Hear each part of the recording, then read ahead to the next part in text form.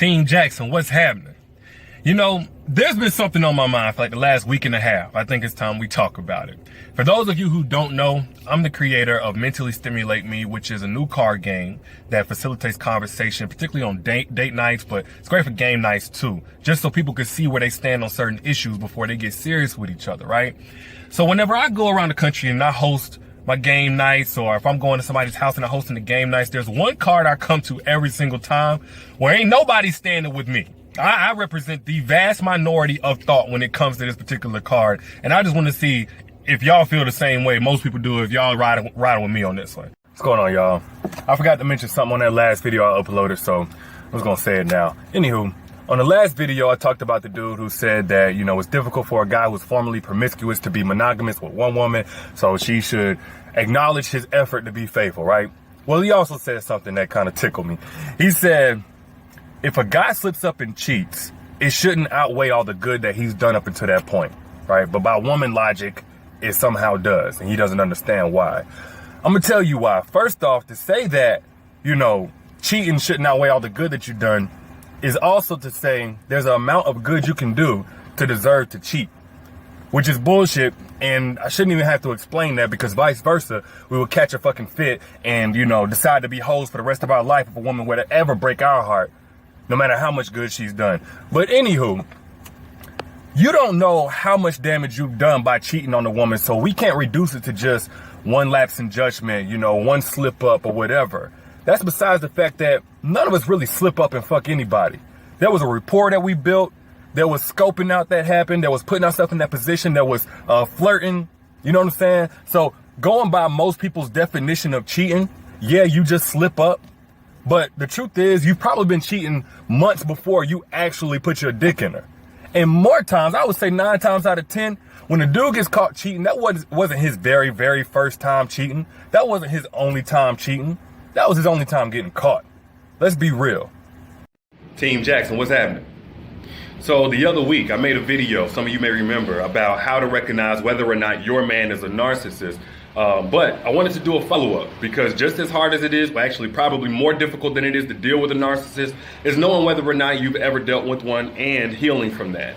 And because that process of trying to heal from being in a relationship with a narcissist can be somewhat lengthy, like a couple of months, maybe even a couple of years, depending on how long you were in that relationship, I'm sure at times it can feel hopeless, but it's not. There are many women who have moved on effectively from loving a narcissist. They're better and they're stronger on the other side of it. So I just wanted to offer a couple of things I've seen them do that may be able to help you if you're currently in that situation.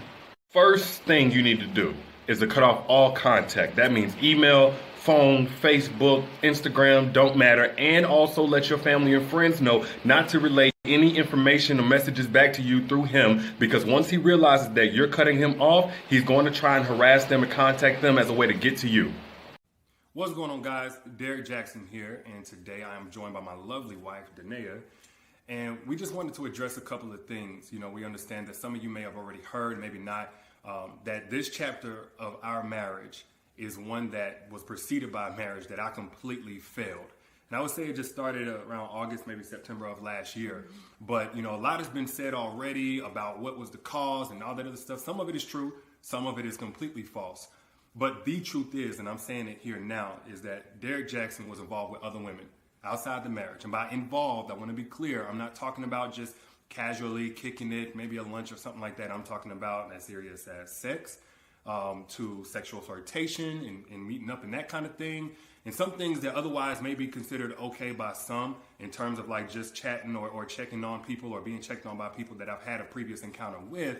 But without my wife's knowledge of it and with us having a sexual history, all of it falls under the umbrella of inappropriate, cheating, affair, stepping out, definitely not in alignment with the vows that I took, and definitely not in alignment with the biblical standard of what it means to be faithful, which is the standard that I'm going by now. Now, I'm saying this publicly, not because I'm, you know, married to you guys. First and foremost, I'm accountable to God. Then I have to be accountable to my wife, in which we've already had this conversation. I've already told her literally everything. I've given her basically a roll call list. If I've said hello to a woman in the last 12 years of me knowing her, she knows about it. But now that it's been made so public. Team Jaxn, what's happening? So I just had a conversation with an old friend of mine. I ain't talked to him in years, so when he reached out, I knew it had to be serious. He asked me, what was my suggestion for getting his girl back? You know, admittedly, he had messed up. This was a real woman, bona fide, like, keeper, and he let her go. And now he wants me to let him know what his next move should be. And the sad part is, all I could tell him was that it's time to move on. Like, it's over with.